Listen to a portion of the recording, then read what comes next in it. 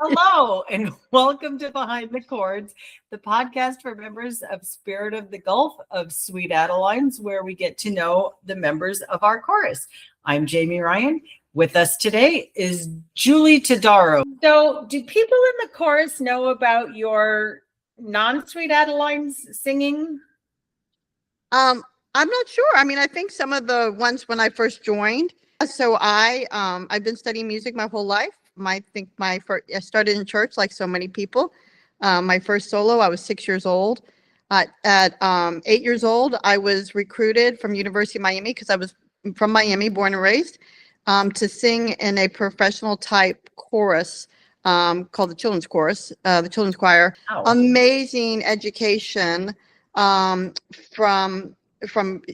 professors at University of Miami, which is one of the best music schools on the East Coast.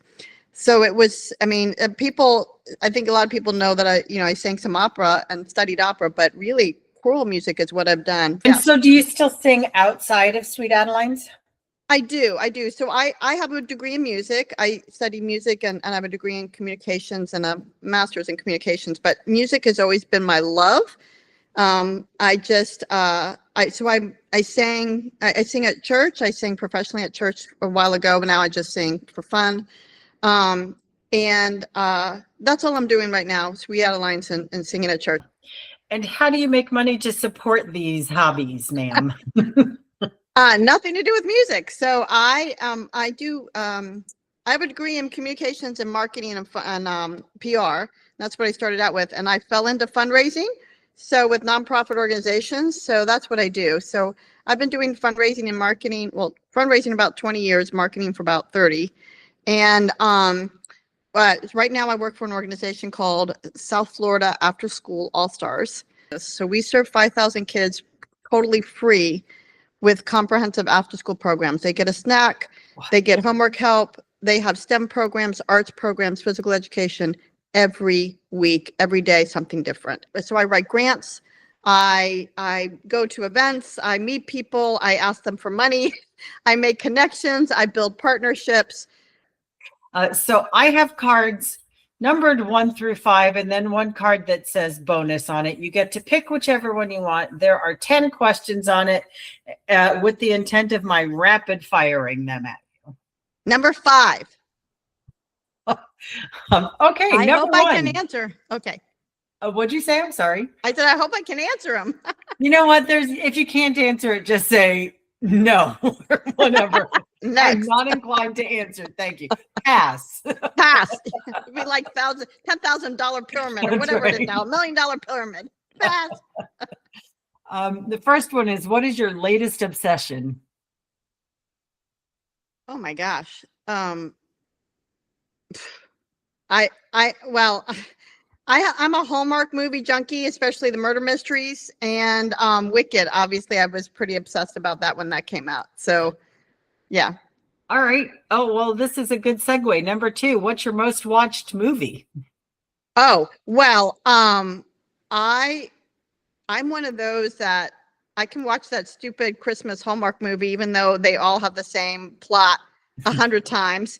But let's see, my most watched, most favorite. Really, I think, what's it called? Oh my God, Judy Garland's movie. I absolutely love it.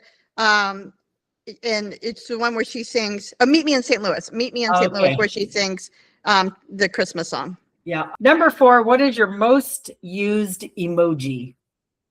The heart. Either the heart or the face with all the hearts. Oh, another movie I loved is The Italian Job. Okay, I watched that 1 million times. Okay, now okay. Yeah, it hit me. Number 5, do you prefer a text or a call? You know what? I've always preferred a call, but as I would say in the last 2 years, I'm happy with text. Just because there's a lot going on, so I can quickly respond. I used to hate when texting first came out. I was like, that is just so rude. Pick up the phone and call me, like that, and I'll call you. I'm not going to wait for it. I'm not going to text you. And now it's really pretty recent. I would say in just the last couple of years, I'm like, oh, just text me. I don't want to talk.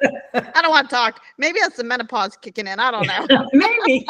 We can blame menopause for so many things. That's right. Number 6, what's your superpower?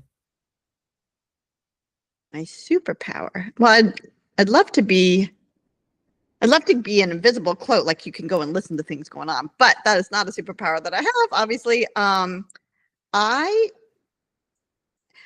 pretty empathetic. You know, I try and stay. I think that my superpower is staying positive and being there for people when they need me. Number 7, who should play you in your life story?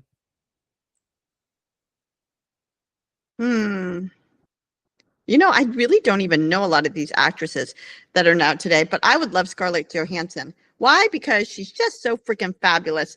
If I could do half the things she could do, it would be fun to see her be me. But Scarlett Johansson, I love her. I mean, I love Julia Roberts. And, you know, one time I followed her home stalked her one time in Atlanta, but that's a whole nother story. Oh my God. But I bonus content. Funny. But I met her in a bathroom stall at a movie theater. This is sounding like an episode of Friends. Yeah, exactly. Exactly. The one she was in. No. Yeah. So when she was living in Atlanta, you know, she's from Atlanta. She was home right after Pretty Woman. And she went, I was at the Dollar Theater with some friends seeing The Last of Mohegans, and she was dating Daniel Day-Lewis at the time. And she went in the bathroom. We were in the bathroom and she walked in, and my friend was like, "That's Julia Roberts." I was like, "No way." Yeah, at the Dollar Theater? I don't think so. Yeah. And her mom was standing outside, and my friend goes, "Is that Julia Roberts?" She goes, "Well, she's my daughter." And she came out, and it was her, and she was sweet. She took pictures with us. Aww. It was pretty cool. And then we were going home, and we happened to be going the same way. And then we were supposed to turn off, and I was like, "Let's not turn off." Followed her home. We didn't do anything. We just kept going. But I was like, now I know where her mom lives. Anyway, bonus, you can edit this out. I love it. All right, number 8. What would the title of your autobiography be? Stronger Than You Think. Number 9. What's your favorite snack? Ay, anything chocolate. I have such a sweet tooth, as you can tell. I would rather do sweets than savory, and I like brownies, you know, chocolate ice cream. Like, I mean, I'm bad. That's my favorite. You don't have to judge yourself. Hershey's Kisses, that kind of thing. Hey, listen, question number 10 might work for your previous story. Who's the most famous person you've met?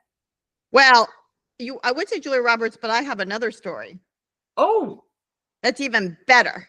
And you mentioned Friends. So I was in San Francisco I actually lived out in California, in Alameda, near San Francisco.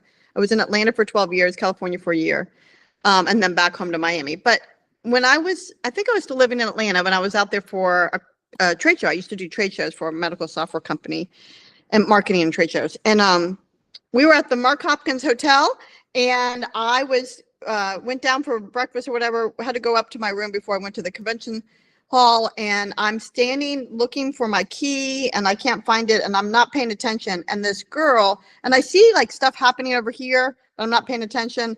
This girl knocks me down to the floor, like knocked me down. And I was like, oh, and I was about to go, what the hell? And I looked at her and I thought, in my mind, boy, she looks a lot like Jennifer Aniston, but much longer hair. This was in the 90s. This is when she was on Friends. And then what was happening was all the paparazzi was all over her, and she was freaking out. So she ran backwards and didn't see me, and knocked, because she hit me pretty hard. I was totally fine, but I was like, she goes, oh my God, are you okay?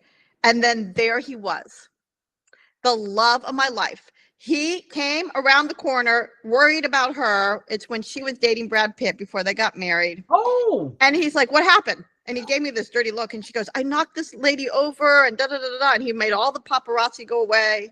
And he's like, are you okay? He looked right at me, and I was like, uh-huh. Very few times in my life have I had nothing to say. This was one of them. He reached down, and all I kept looking at him is like, he's gorgeous. He's got a black t-shirt, black leather jacket, black belt and jeans with a big silver belt buckle. I kept looking at the belt buckle, not below it. I just kept looking at that. And he picked me up, like he held me up and he's like, "You okay?" I said, "Uh-huh." I said it again. He's like, "Okay, come on, Jen, the car's here. We need to go." And they hightailed it out of there. I just stood there in the lobby and the front desk was right here. And the woman's like, "Oh my God, oh my God, do you know who just picked you up?" I said, "Uh-huh." That's all I could say.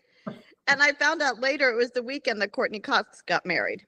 And she's from that area. And there's a huge Catholic church across the street from the Mark Hopkins Hotel. And so they were staying at the Mark Hopkins for the wedding. And obviously she was in the wedding and stuff. So that was really, really cool. So of course I ran to the trade show, the convention hall, and I was like, "I'm telling everybody who steps in our booth, I met Brad Pitt and Jennifer Aniston today." For sure. I would tell everybody. That's amazing. So that was fun. God dang it. I said amazing again. That's okay. I also met Pavarotti. I got to sing with him on stage. I was only 11 years old, but yes. Okay. Wow. So yeah. All right, and now- Ella Fitzgerald. My mom hired Ella Fitzgerald and I got to stand behind her and I had dinner with her and I sat on the side while she did her concert in the rain in Miami in the 80s. She was such a trooper, such a professional. And then I got to eat dinner with her. Oh, wow. You've got lots of brushes with celebrity. Yeah, it was pretty cool. I mean, you know, it helps. I was going to say it helps when you're in Miami, but all of those didn't happen in Miami except Ella. Never mind. Or Pavarotti. So kidding. All right. Now I'll ask you, is there a last thing you want to say to the chorus or about the chorus or something I should have asked you that I didn't ask that you wanted to share? I think I would just say that it's been a pleasure to study this genre of music. It's really a fun challenge. I have been in a lot of women's organizations. You know, they're all like little sororities, you know, and whether it's Garden Club or PEO or my sorority, you know, all kinds of things. And so we're like that. And what I love about these types of organizations and why I gravitate to them is I believe in sisterhood. And I think that's what this chorus has. I think that there is love and kindness. Oh, I love it. And I think that is what makes it so special. So singing the barbershop music is really fun, but creating the friendships and the bond is what really is why I stay. So I think, and I'm in a brand new quartet, and that's really fun too. It is a hoot. I love quartetting. It's my first time. Yep. Thanks for your time, and we'll see you soon. Sounds great. Thank you. Thanks. Bye. Bye.